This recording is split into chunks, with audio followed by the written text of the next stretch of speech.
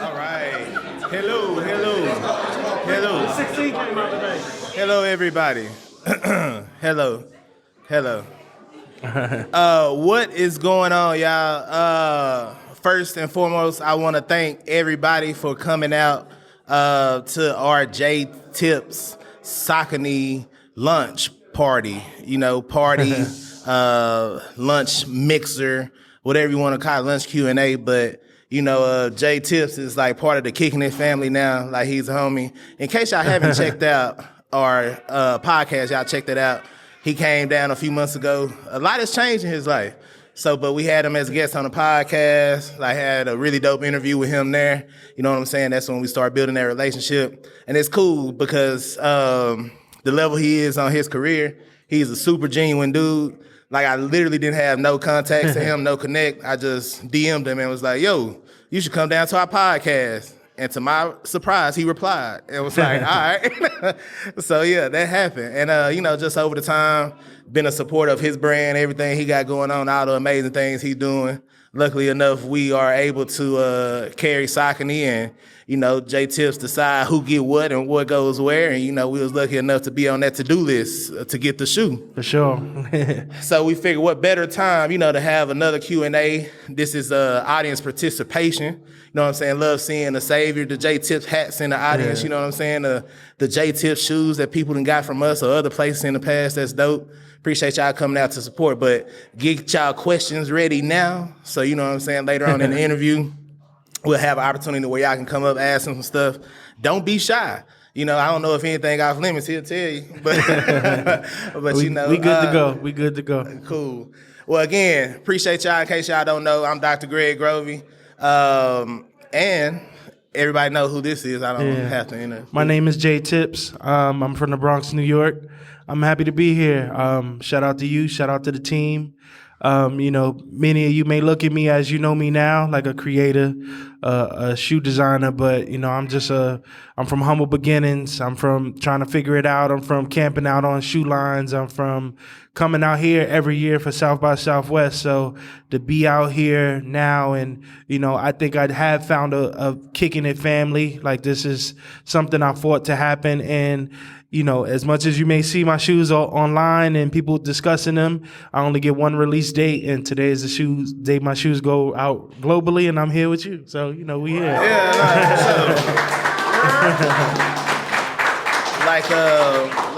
another New Yorker once said, you could have been anywhere in the world and you here with us. We appreciate that. I'm here kicking it. Yeah. Before I get into the questions that we have formulated for you, like, those who don't know, like, your background, how you came up with, like, the hats and the new era and all the collaborations that you got going on, Can you talk about your past? Like, you actually, I hate using the term sneakerhead, but you are a sneaker enthusiast. Can you talk about kind of like your past growing up with that and how you've been in the community? Yeah, no, I feel like I got the stacked sneaker resume. I feel like I've worked in retail. I've just been a collector. I've resold shoes. I've now designed shoes. And to me, it's been my whole life. Like, even when my mom was like, if you're not going to go back to school, you got to get a job. I'm like, you know what? I'm going to go work in Foot Locker. I'm going to go surround myself with some shoes and get a discount. So I just think I've lived and breathed the shoe community forever. And if anything, the only time I haven't been around shoes is when I got the opportunity to design hats and make a name for myself. But, God blessed me and he pointed me right back into the direction and gave me an opportunity to design some shoes. So, just when I thought it was over, I went right back. And, now we in the best situation I think we could be in. Nah, for sure. Speak about the hats a little bit too. Mm-hmm. Like, I know a lot of people got familiar with you from back then when you started doing the hats with Hat Club and everything like that. Can you talk about how some of them collaborations came about? Yeah, the opportunity to design hats just became my first canvas. Like, most people, when you're trying to start a business, like, of course, you make T-shirts, you make hoodies, you make buttons, you make pins. But me, it was like, you know what? If I'm gonna be always like doing shows and going places, I want at least my logo to be on my hat. So I started going to like lids. I started putting my logos on hats, and it was probably like you buy the hat for like $40. You put the logo on the hat for another maybe $30, and before you know it, like, people want one, and then you selling 6, and then you selling 12, and then you selling 24, and then before you know it, you selling 1,000 hats. And to me, that's when I really got on the radar, and that's when, you know, I was just in Hat Club one day trying to pick up something, see what they had exclusive, and they was like, yo, if you ever want to like sell your hats here or design a hat for us. And that's when I was just like, you know what, I'm doing all of this going around trying to find limited hats. Let me make one that I haven't seen nowhere. And that's when I like introduced like the pink and like the coral and the purple hat. And that's, to me, it was like, it felt like at that point hats became sneakers. Like we was doing like 18,000 people entering raffles for a fitted, for just different things like that. And it's crazy because now I'm such a newcomer into the shoe world, but I felt like in the hat game, man, I felt like I was Michael Jordan. Like I felt like I was Spike Lee. Like I felt like every store you went into in the whole world, you say like, I want a hat like a J Tips hat, and they would know what you was talking about. So it's just, to me, the hat game is not as big as the shoe game. So I just feel like it was a ceiling eventually where it's like you can do stuff, but eventually hats like shoes almost, but it's like it's regional. So it's like you may love my hat, but you like, oh, that's not a Rangers, that's not a Cowboys, that's not this and that. So to be honest, it's like I learned my design language and how to play with color and how to do things from designing hats. So I was blessed. Like sneakers got way more places to put color. So all those little opportunities to design hats, like I got good with it. So that's what's up. So for those who don't know, mostly everybody in here probably do know though, but this is your third time collaborating with Saucony. We had all the other previous releases here too, so shout out to you for that. But can we talk about what's been different this time around and your level of how comfortable you are working with Saucony now, and how are you working with the shoe game and some of the higher ups that make them the decision makers, and just how you feel like working with the brands and how everything has changed now as far as the trust aspect and everything. Yeah.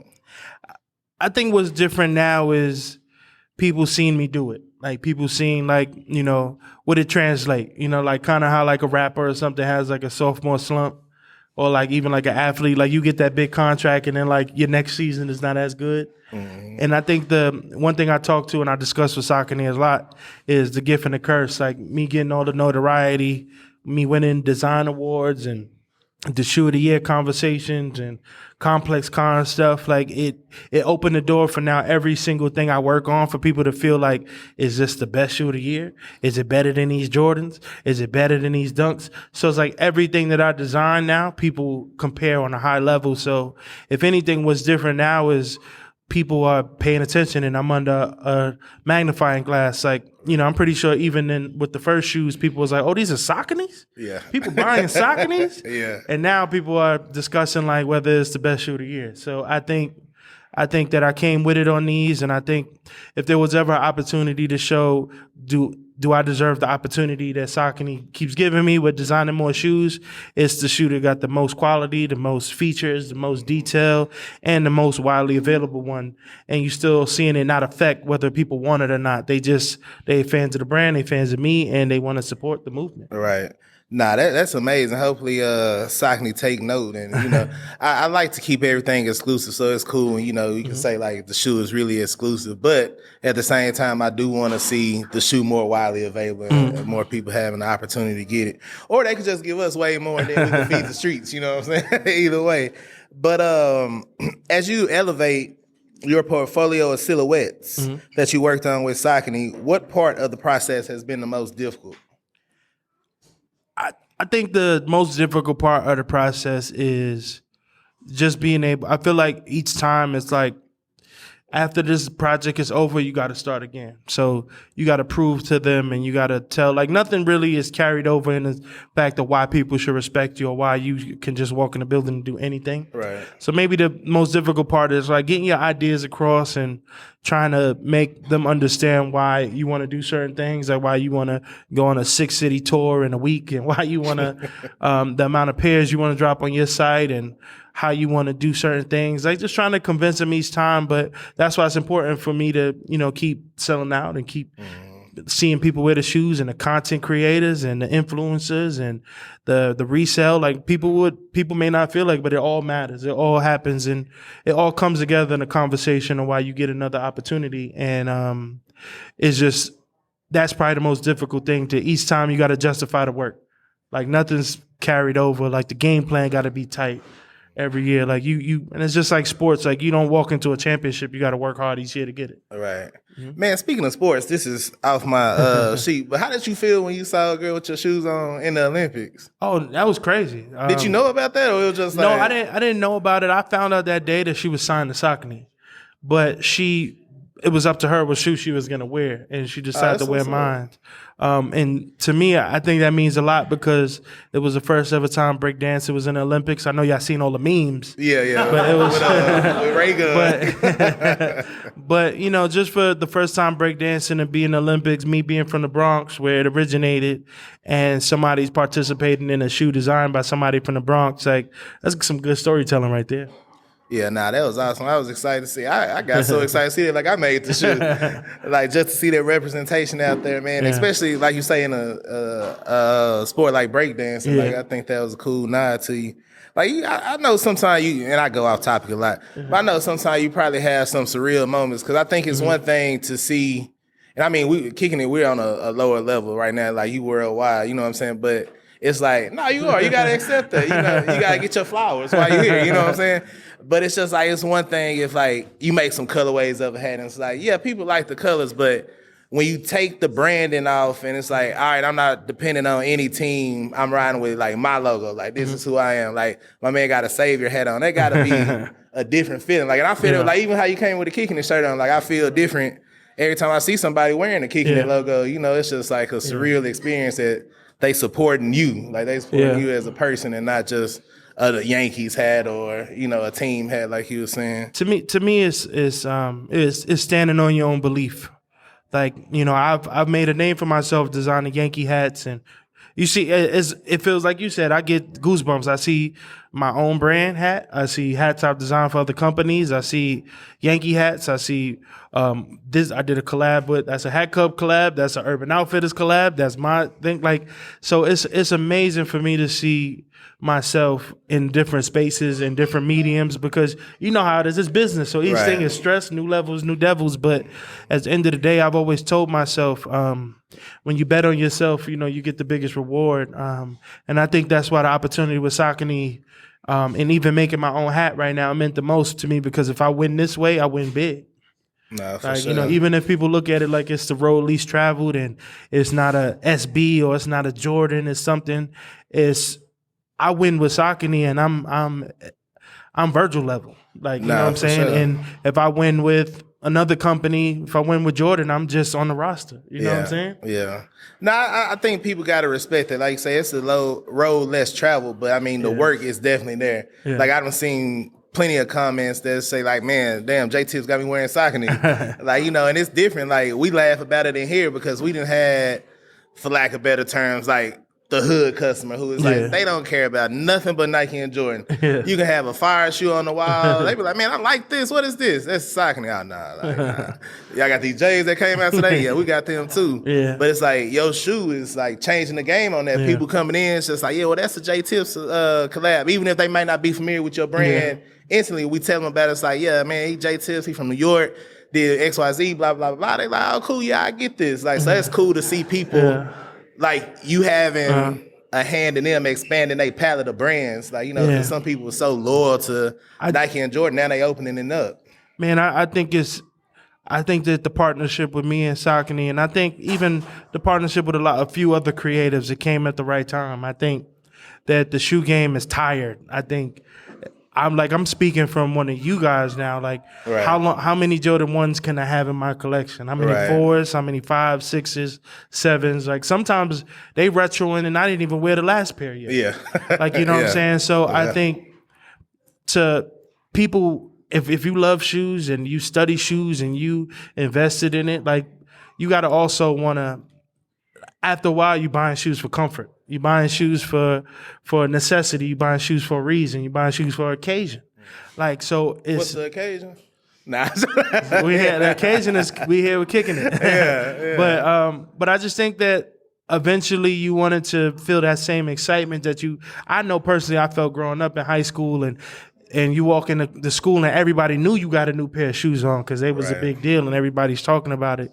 And, trust me, I'm just like everybody else. Saucony may not be everybody's first choice, but you have to tell a new story eventually. Like, I wasn't at the free throw line with Michael Jordan. Like, you know what I'm saying? But most people may recognize that I used to work at Foot Locker like them, and now I got my own shoe. Right. So if anything, I think some of the new stories coming along are more relatable than, than somebody playing overseas basketball or something like that. They keep trying to drill you. Agree with that. Like, can you talk about, like, it's cool to have you here because a lot of people don't know what goes on behind the scenes. It's just like, so this release, we got 2 colorways, but can you talk about that process? Like, can you just go to Saucony and be like, hey, I got 6 colorways of this shoe I want to drop on this day? Most definitely not. So if I walk you on the process of me designing these shoes, it was when I went to see the Grid Shadow 2s for the first time. So when I went to see the Grid Shadow 2s for the first time, I seen, if anybody's familiar with Saucony, the Crystal Caves. They had the Crystal Caves on the table, and I said, this is the most beautiful shoe I ever seen in my life. And even my friends was like, nah, this is, whose collab is this? Yeah. When's this come out? And they were like, no, this is going to be inline. This is just something that they working on, that they trying to bring back. So I was like, can I just at least get a chance to design on the silhouette? Right. So I designed I think maybe 3 different colorways. And when, like, the next few months when I went to sit down with them and show them what I worked on, I got like almost like anxiety, and I like redesigned the tan pair. So the tan pair I designed in person. Like, I was just like, I'm not happy with what I have, but the purple pair that I'm wearing right now, and it's funny because when I got here, everybody was like, is this the blue pair, purple pair? Yeah. So it's like when I designed this one, it's just, to me, it felt like me. It's something that matched my hats. It's something that matched my aesthetic. It's like my McDonald's, my Starbucks colors. Right. Like Michael Jordan got every shoe black and red, so it's like I want to at least get a purple shoe. So I designed that one, and then I showed them the tan one, and I was like, at least can we sample it up so I can see how it comes out? Yeah. And the cage that's on the tan shoe, they had like a prototype in the office, but they was like they not sure how retail would react to it. So I was able to like, let me sample it, let me see if it would work. And before you know it, that's the only Saucony that they have with that upper netting on it. And it's the one thing that, like, I'm not trying to brag or anything that. No, you should, please do. No, but that I've been able to do well with Saucony is each of my samples come back pretty accurate to the way that they end up dropping. So it's like I may work on this stuff for a few hours, and you see their face, and maybe it looks crazy. Maybe it's expensive with the materials and stuff, because I would be like, I do a lot of the work when I'm home. So I want this to be mesh. I want this to be suede. I want this to be shiny. I want this to be this and that. And then the sample comes out pretty. And then I think that's the part that's hard on them, because now they got to figure out if they could do both. Right. And I've been lucky enough to be able to get them both out. That's what's up. I'm glad they starting to open that door a little more. Yeah, for sure. Probably on that first one. I mean, but I think they starting to trust. It's just like, you look at them, like, that's an extreme shoe for Saucony. Like, just like you say, the materials, the print on there, like, that's something that I'm sure they haven't done. And one thing most people may not know about the first shoe is the first shoe was a shoe that wasn't performing well for them. Like, a lot of shops had it on sale. Oh, I know it. The analytics wasn't really well on, like, why you would even want to design it. Right. Because at the end of the day, like, if you do a collab, they want to be able to sell the other colorways too. Like, this shoe is as hot, right, it could sell the other colorways. And they was trying to, like, not even make no more of those. So when I was like, just give me a chance, like, it really broke through. And now people are a fan of the model, and even looking at it now, it's like I really put my foot into that design. Yeah,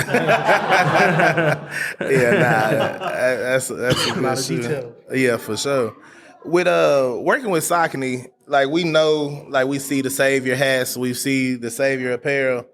Is it something in the works, if you could speak on it? Or can you tell us why we haven't really got any, like, co-branded merch? I know Saucony hasn't been, like, the biggest in putting out apparel or anything like that, but I feel like now would be the good time for them to get into that avenue. Um, from what I've been told, like just being honest, is like just apparel is like another team. It's like, my shoes and a lot of the retro runners is lifestyle. So if you want to Right. work in apparel, they got different procedures. Like you may work on something and you may not be able to put it out for a year or 2 years. So it's hard to kind of match up with a release date. It's kind of hard to match up with wanting to tell the same story. So I have been able to like maybe make a T-shirt that says Saucony and just get approved and stuff. But Right. but man, like most running brands, like a good tracksuit, like a good maybe like Yeah. just set. Like I think that would really set it off. But companies are big.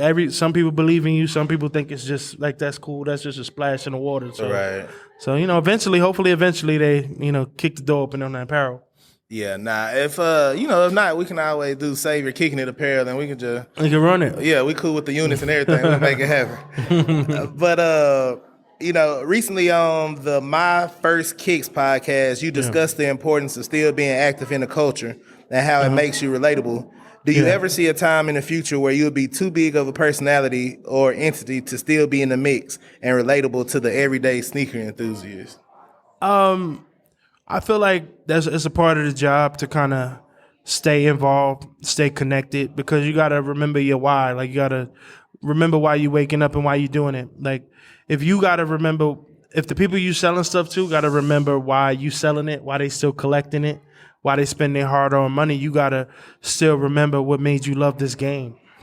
And that's one thing I try to do a lot on this level is I try to stay grounded. Like, Right. I think that I've definitely, like, I'm not gonna lie, I've definitely seen a lot of why people kind of like get real recluse and kind of stay, because sometimes the noise affects you. Sometimes the noise has you thinking like, this is too much, or I don't want to talk to nobody, I don't want to do nothing. But it's a part of the game. Like everybody's not gonna love everything, everybody's not gonna hate everything, but at the same time, I remember how bad I wanted to impress people and make people buy things and do stuff. So Right.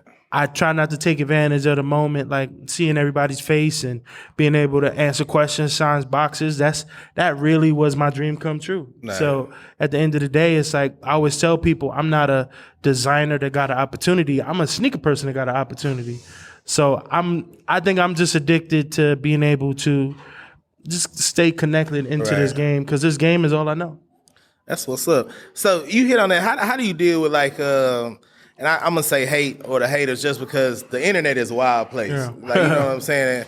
The good thing about social media is it gives everybody a voice, but the bad thing about social media is it gives everybody a voice. So it's just like some opinions, it's just like, bro, first of all, who are you? Like you don't have a profile picture, like you got a trolling account, like your opinion not valid for one. Yeah. But how do you deal with that, or do you like still let that get to you? If To me, I'm not trying to sound like a therapist or anything, but I think that how I deal with it is, as long as it's not personal, right? I think that it's constructive. Like I think that a lot of the times people that have negative things to say, like maybe they don't feel heard, or maybe they don't feel seen, or they unhappy with you, like their shoes are taking long, their packages are taking long, or like, you know what I'm saying, like you click some people profile that are critical of the shoe and they still are wearing black cement 3s every day. Yeah. So it's like, of course they don't want no Sauconys. They not even, they not ready for none of that. That'll shock their whole world. So, I think that to me, as long as nobody's not really, really like zeroing in, talking anything personal, like I just kind of filter it out. You can't respond to everything because you'll drive yourself crazy. And nah, for sure. At the end of the day, it's like you're responsible for. I'm responsible for my family, my kids, my friends and stuff. So and like I don't know if anybody ever seen Snowfall, but like you gonna throw it all away because you don't like how another motherfucker talk. like you know brick what I'm saying? by brick.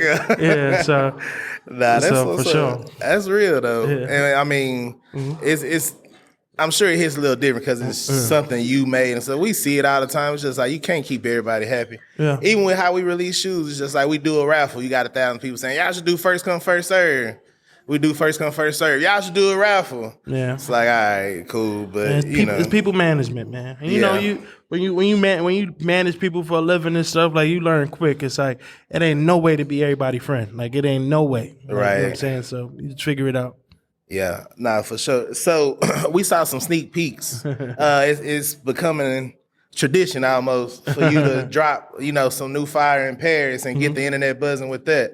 Like we saw, I think 2 different colorways of the Matrix. Yeah. And I know as a retailer, the Matrix is something Saucony is about to, kind of put some effort in and start pushing with that. Like, can you talk about like the Matrix and what's next up? Like, with the collabs? So the Matrix is next up. I'm trying to limit the leaks because if people followed this shoe been online for a whole year, and every single day somebody was like, when the Omni's coming out. So it's a breath of fresh air to finally have them out. But the Matrix will be out this fall. I'm the first colorway. I'm the first shoe from them with the Matrix that's coming out. So the Matrix for them is going to launch in next year. So my shoe will lead the pack, kind of like what like Nike does with like Supreme, where it's like, let's show them this collab first and then let's put everything else out. So the Matrix to me is even though it's a retro shoe, it looks futuristic. It doesn't look like anything else that's on trend. So I'm excited to be a part of a new journey for everybody. Like, everybody in this room does not have a Matrix in their collection. Everybody in maybe a whole shoe convention doesn't have a Matrix. So being able to tell new stories on new silhouettes, like I said this a few years ago, talking to somebody else, it was one day we have to be able to look forward to the future when it comes to footwear. And I think everything is a retro. Every single thing is nostalgia when it comes to footwear only. So eventually we have to be able to like something new and want something new. And, that's their new product. And, I said, why not me first?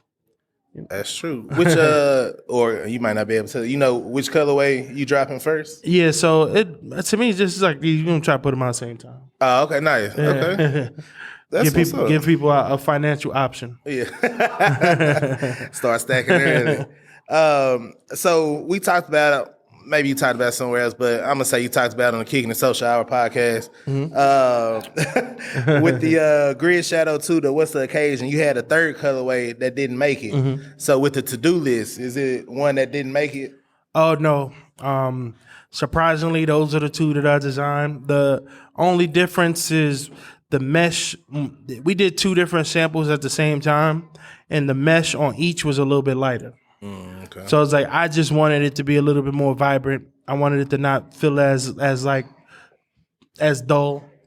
Like, I feel like when you're using bright colors, it's important to kind of pull at least that color that's gonna catch somebody's eye a little bit more. Yeah. But it was very subtle changes on these shoes. I think just, if anything, I just made them a little bit more consistent. Like, I think maybe like the logos on each one was made out of a different material.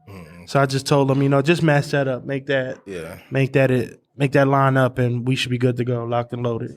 That's what's up. Yeah. So with this release, this is the first time you've made kid sizes to a lot of people's excitement. Like, people are really excited about it. Me too, including myself.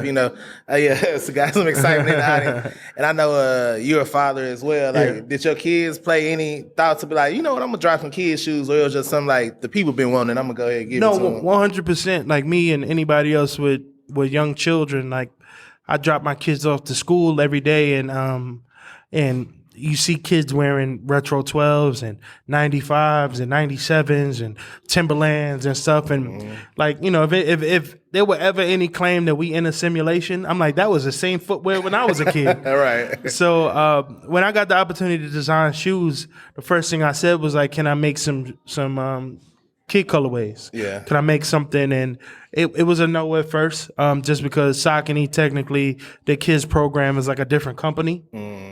So, the success of the previous shoes and certain things, like, we were able to have the conversation, and it's a different shoe because they don't make the Omni and kids. Right. So the only thing that was, to me, closest enough that I could be able to design it and make it look the same way was the Shadow 6000. Okay. So we were able to, they were able to take my Omni and pretty much just put all the same materials and do the best they can. And many people may not know, I've said it a few times, but I'm the first ever collaboration for them when it comes to kids. So I'm excited. I'm excited to, thank you. That's good. Thank you. So it means a lot to be able to take stuff home to my kids and be like, this is for you. So, that's a dream come true. Nah, for sure. Yeah, it's awesome to see. We got people like my man Weldon here. His kid already got him and put him on the streets. My man, shout out Weldon and all the great parents in here. My man raced his kid to school every day, and his son Saucony's made him a little faster. He losing them races. God bless. I'm glad she was able to do that, and hopefully Saucony takes that and continues to get that opportunity to you, like where the kids want it. And then we got adults like women like, who wear kid sizes. They want them too. Yeah. It's a lot of people that's excited about that. They go up to a size 7, so some people could get both. Right. So on our podcast again, the Kicking the Social Hour. If y'all haven't checked it out, check it out on YouTube. Subscribe. You mentioned meeting Bun B for the first time, that story, and how you met him at Fashion Week. Yeah. Since then, I'm sure your Rolodex on your phone and got a lot bigger. Mm-hmm. You done got a lot more celebrities and superstars. For a little some. Nah, I'm sure. Have you had any other celebrity encounters that kind of stick out to you? Like, for sure. Like if I'm pretty sure y'all know who Larry June is. Yeah. Yeah, good job, Larry June stopped me in the store. Yeah, like he stopped me in the store and like introduced me to like his partner and stuff, and was like he was a fan of my work and stuff. Today, Rob, if y'all follow basketball, Rob Dillingham, he reached out for a pair. That's what's up. Like Nas Reed. Trying to think of who else I might remember later, but there's just a few other people just kind of. They'll shower in or they'll come in. Or Caleb Plant, the boxer. Oh, nice.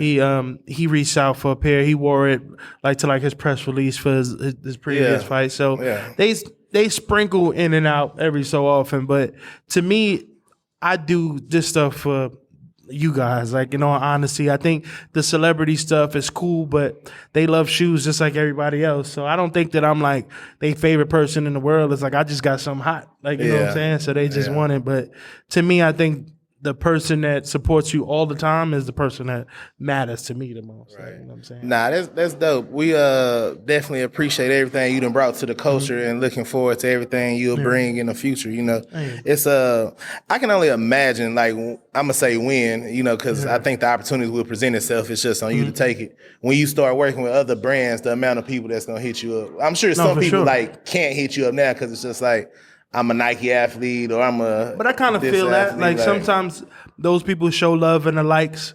Like you see people like the story or like the pictures, but they can't necessarily engage. And even when it comes to like when people reach out, like they won't ask for the shoe because you probably know they can't wear it. Right. So, but they'll show love, and people are always watching. But even that conversation comes up a lot about working with another company or.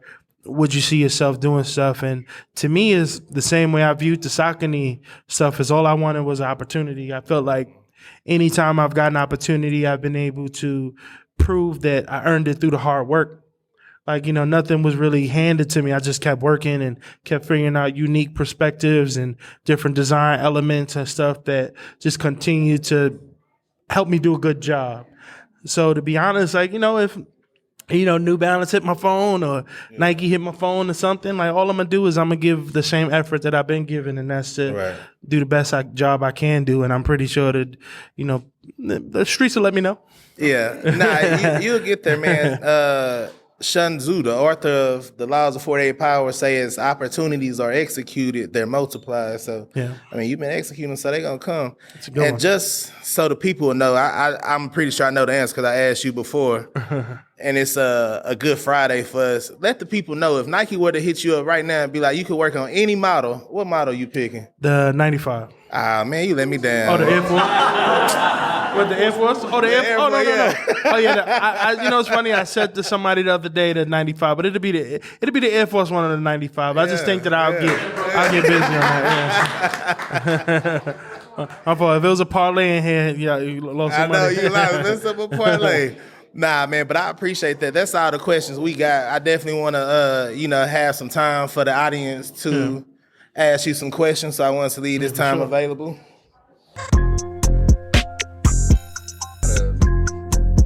Paper to a list too. Like. Yes, sir. What is it? I'm about to do this real fast. What's up, Jay? What's up, brother? I had a You curious gotta question. talk into the mic a little more. I had a curious question for someone who was an entrepreneur first, before working in any collaborations. When you made that switch, what was your work life like? Oh, it doesn't stop. Yeah. To be honest, like I feel like at all times I'm working on something else. Like even right now in the back of my mind, I know what I got to go back and send emails on and what I got to keep my energy towards and stuff. Like it just never stops. But at the end of the day, is one thing that I think that is advice to anybody that does anything is you're gonna be tested and you're gonna be. The universe is gonna ask you and it's gonna give you an opportunity to prove how bad you want something. So, if the only hurdle in front of you is waking up early or prioritizing or going to sleep late or just making sure you charging the phone while you're on a computer doing stuff like that, sometimes that's all you got to do just to make sure you get the stuff done. And it's like just constant work. It's like we were planning 6 pop-ups at one time. Like it's you got to do it. Like, you know what I'm saying? Because that's what I wanted. That's how I'm gonna get to where I think I'm eventually gonna go is if I keep doing the work.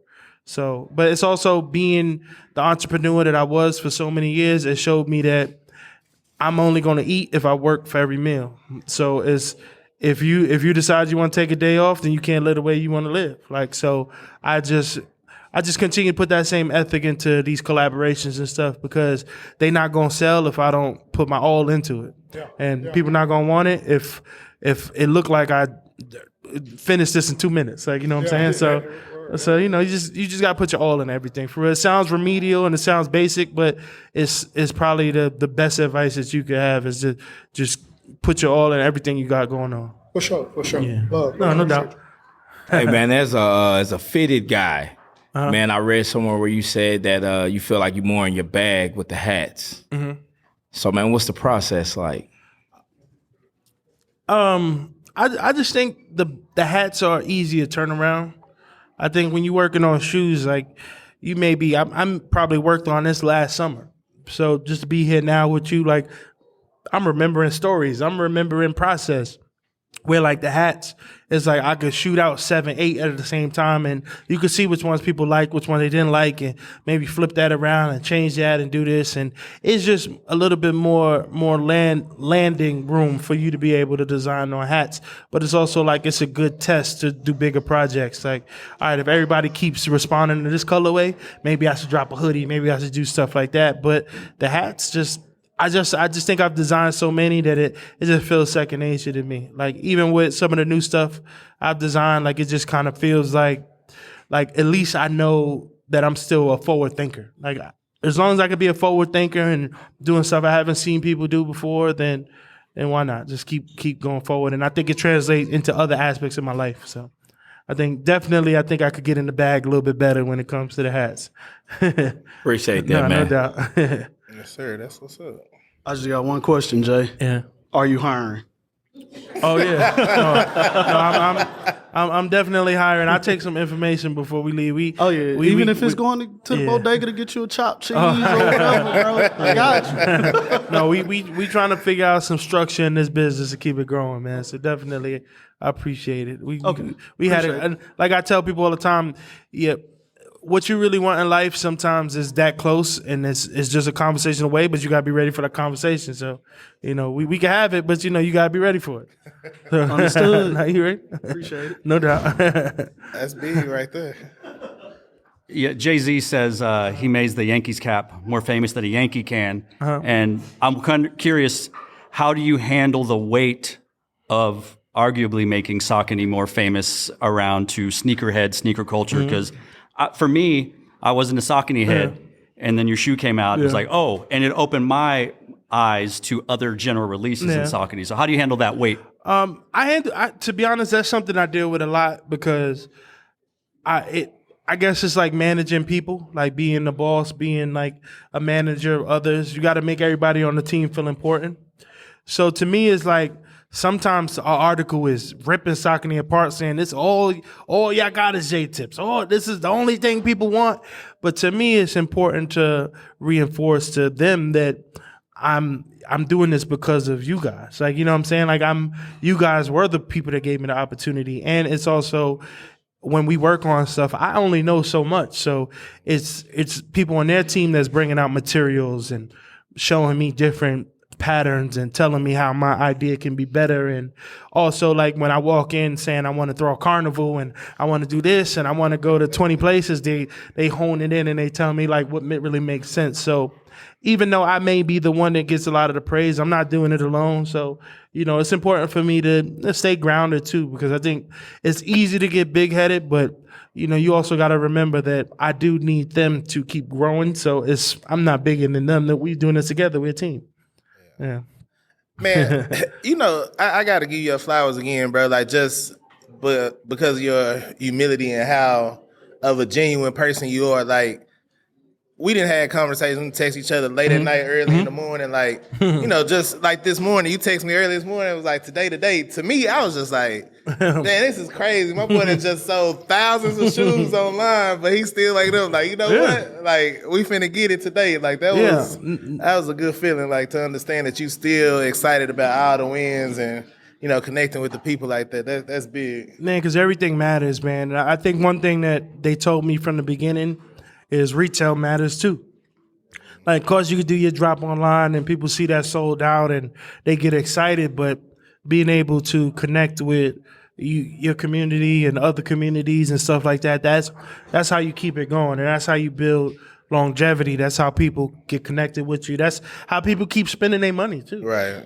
And I'm excited for every process of this, man. Like, me and my friends, we was, before I was seeing the success I'm seeing now, I was hitting up stores trying to do pop-ups. I was going around the country selling fitteds out of Airbnbs, doing meetups on the beaches and trying to figure out how to build a model where I could reach out to people like you. And so it's like, I don't want to confuse where I'm at now for forgetting that it was important for me to have a relationship with people like you, your team and your staff and stuff like that. So I don't take advantage of that, man. Like, I'm happy to be here on my release date, and it's just a celebration. This is by far the best look we've had on this road. So I'm happy.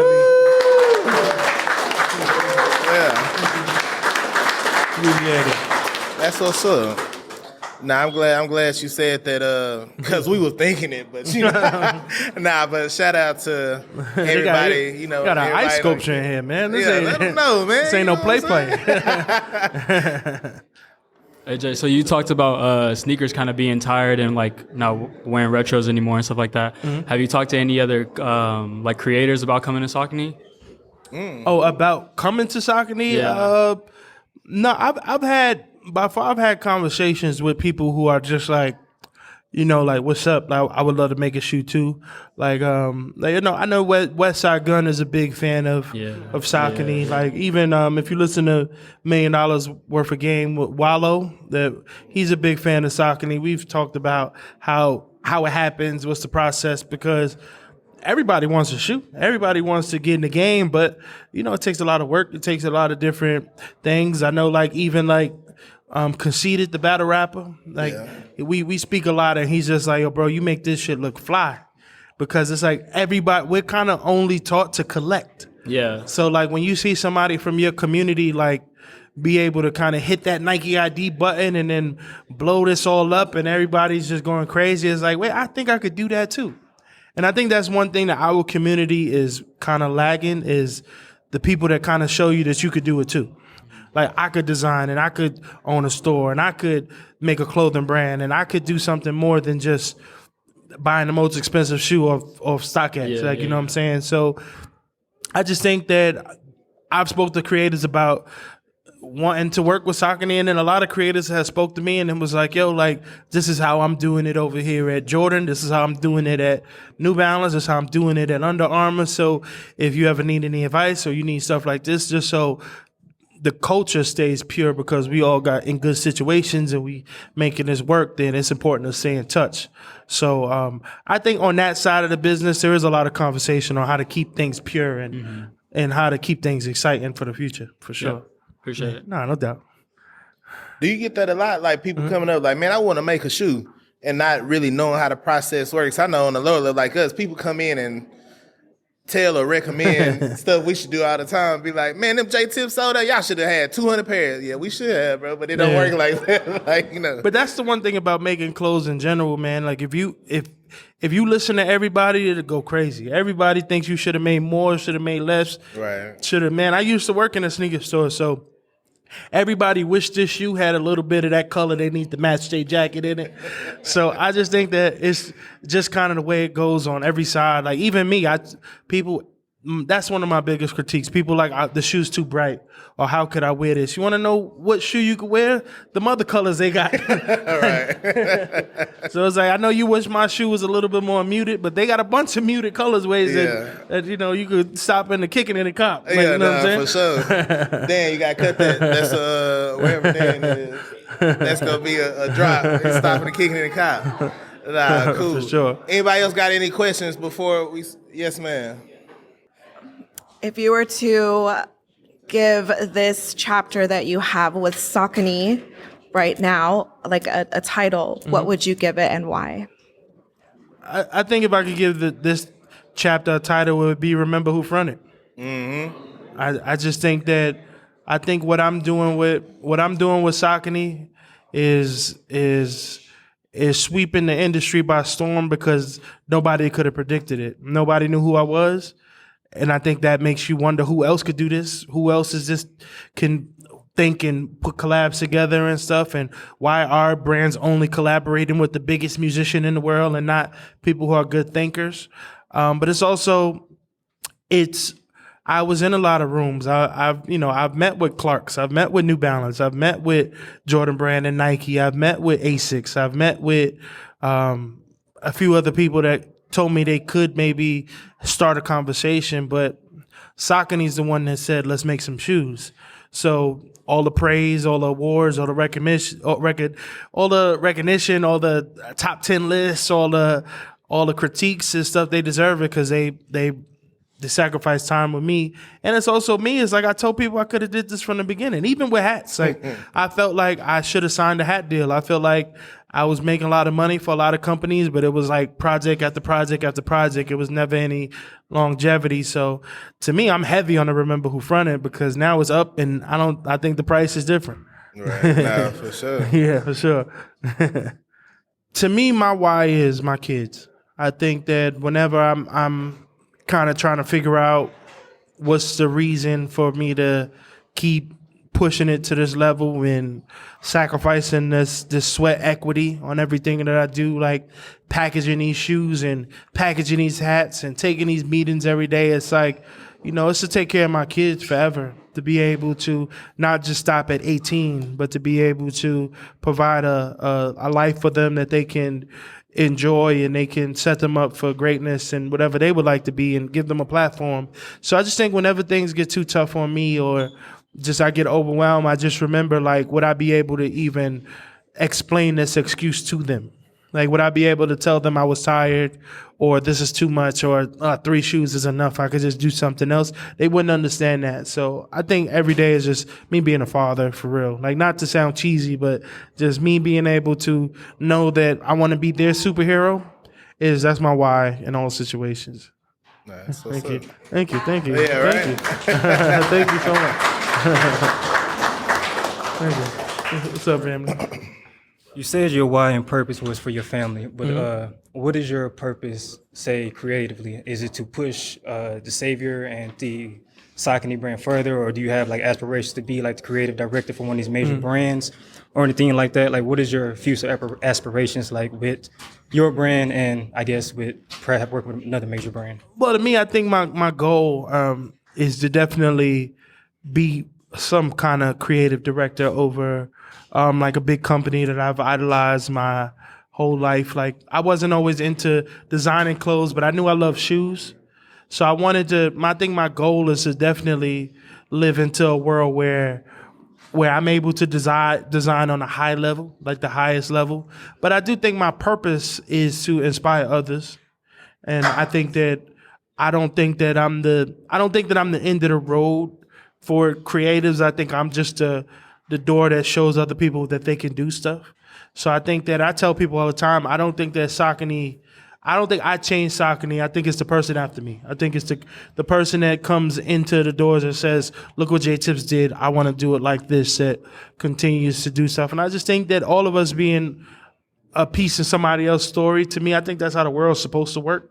So I just think that's my purpose, just to show people that's from where I'm from, that have backgrounds like me, that love shoes, that, you know, you could kind of do it. And you don't have to be only set up because of your circumstances. Like, you could kind of push through and you could figure it out and find your community. Mm-hmm. Yeah, sure. No doubt. So it's J Tips walk, so the next person could run. Yeah. Nah, that's real. Young Malcolm and Martin. Yeah. Man, you know, so you mentioned it. How would you feel about that? Like, hypothetically, if Saucony was like, you know what, we want to make you like the creative director of lifestyle. Like, do you feel like, yeah, I can take that and take this brand to the next level, but then that kind of diminishes the J-Tip brand as like a designer? And then I guess I'm sure they would have a no compete where it's just like, yeah, you here. No, for sure. But I also don't think I'm in a race for credit.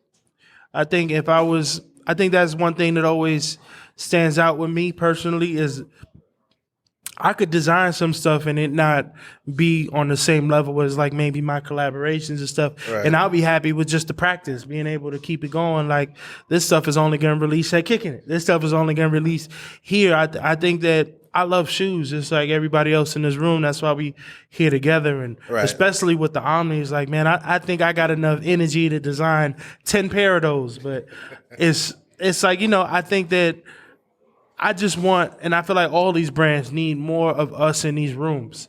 I feel like if there was a Nike party right now, it would not look like us. Right. It would look like more execs, more suits, more people that don't look like they of the culture. And I just think that if I get a role like that, it will be monumental for the culture just to see somebody like us kicking down doors and showing people that it's possible. No, and fighting for things, because it's a lot of stuff that's not up to me, not up to you, but it's like if I was in that situation, you know, I'm fighting for the stores that I know got good communities to come first. Right. Like, you know what I'm saying? Last question. It's kind of long. You spoke about, you know, like talking your shit about being like one of the best collaborators, like with Saucony, with the Azura. You're doing the Matrix. You've done the ProGrid Omni 9. You kind of answered it between Dr. Grogan and the guy back there's question.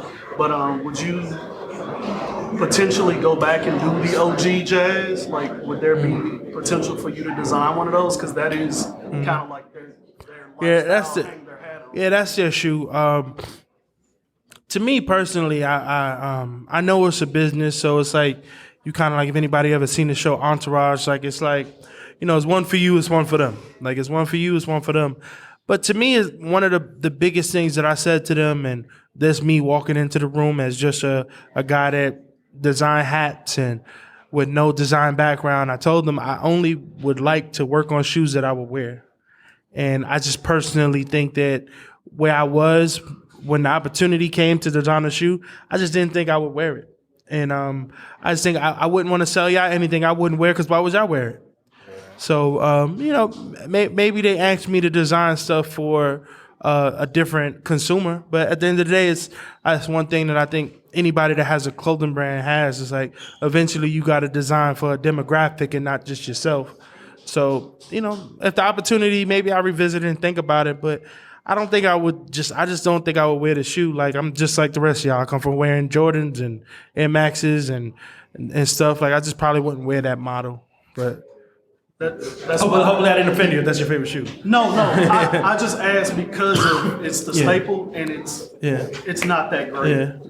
Yeah. But some of us come from the 2 for $90 era. Yeah. So for you to think that we wouldn't wear the jazz, is probably like far-fetched, because that'd be a reach for me in the Saucony world. Yeah. You know what I'm saying? The new Sauconys don't really touch me. As far as the old Sauconys, when you come talk to them about the jazz, like J Tips drop a jazz, I'm on, right? But I'm on the new ones too. Yeah. Like, I'm on the new wave. I can keep up, right? Yeah. But like, like I would like to see you touch in and tap into the what the essence is. You know what I'm saying? Like, cause some of us come from the 2 for 90. Yeah. You know what I'm saying? That was all we was on for real. Cause you could even mix and match it with different brands, but no, for when sure. we're speaking about Saucony, like I would like to see you tap in with the essence of it. I keep that in mind in the next section or whatever. I'm gonna hear you in the back of my mind for the rest of my life. So I got you. I'm like, I gotta work on this jazz. Trust me. You known for your bright, vibrant colors, the diversity of colors and things like that. So how do you determine like pretty much like your color swatch, your color palette for like every up and coming shoe? You know, do you have a set of colors already in mind? You know, with the motto and things like that. So you know, how's that whole like thinking and design process with that? That's an important question for me because recently, like when you're trying to get to another level as far as like creating, and you never want to continue to feel like you're selling people the same thing. It's also, I started to research like branding, and to me the biggest companies in the world, like you can spot their logo from a mile away, and then usually restaurants like you can cover the McDonald's logo and you still know that's some fries, or that's a Starbucks cup or something like that. So to me, I have a few different color swatches that it's like, I try to work into this world of the way I mix and the way I add and the way I introduce new colors. But to me is I think sometimes people go away from themselves. So it's like, as I'm designing sometimes maybe 4 shoes at one time, just for an opportunity to put out one, it's like, if it looks like somebody else could have designed it, why I'm putting it out? Like if it looks like a Joe Fresh Goods, or it looks like a Kith, or it looks like something else, like they could just get that from them. Like, so if I'm trying to compete with that world, it's like, I gotta still be J Tips. And I think that, of course, it's trying to still tell your own story and not trying to look like you putting out the same thing, but it's also like just to tell a brand story, you want to kind of stay on track. As a sneaker enthusiast, would you rather have 500,000 pairs or 50,000 pairs to reach the masses, or to keep it for the culture? And you talking about like as a collection or to put out? Like, No, something you put out. Yeah. No, I think keeping it.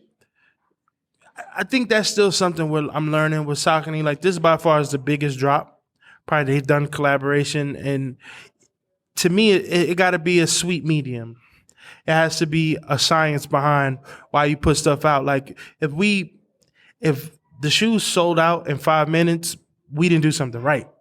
Like, you know what I'm saying? If they sell out in 10 minutes, you maybe didn't do something right because you're not feeding as many people. But at the end of the day, you don't want to be on somebody's website for a month either. So I just think trying to find that sweet number of it, because at the end of the day, it's like I've heard stories about Yeezy doing like almost 1 million in quantity, and it still was hard to get. So I think that you just got to find your sweet spot about it. But right now, I'm probably at the lesser number because I'm not foolish. I'm selling Sauconys. Like, we're still trying to introduce the customer to new silhouettes and new things, because each one of my drops is a good percentage. That's people's first colorway in that model in their collection. So, maybe the lesser is a little bit better right now, for sure. Thank you. No problem. This is actually from our MIT in San Antonio, Lamar. He phoned in a question. With the escalation of the running culture and you talking more about being comfy, do you see yourself crossing paths to the Saucony running line with using modern day running shoe technology if opportunity arises? Models like Hurricane 24 and or Triumph 22. No, of course. I think that cross categories is something that people may not always understand how special it is. Like for instance, when I used to do like focus groups and meet with like Nike and stuff, like if you see like a brand do like an Air Force or Jordan, Air Max or something, that's whole different teams that work on everything. So to be able to like work on stuff with this team and then work on with the running team and the lifestyle team and stuff, that's special stuff. And it's also, like you said, it's working for others. And I'm pretty sure like you can't run a marathon in these. So it's like the people that could, they like, I'm gonna pick up the other versions and stuff like that. So I would love to like get in some cross category stuff, because now that means the whole building is working on this J-Tip stuff instead of just one team.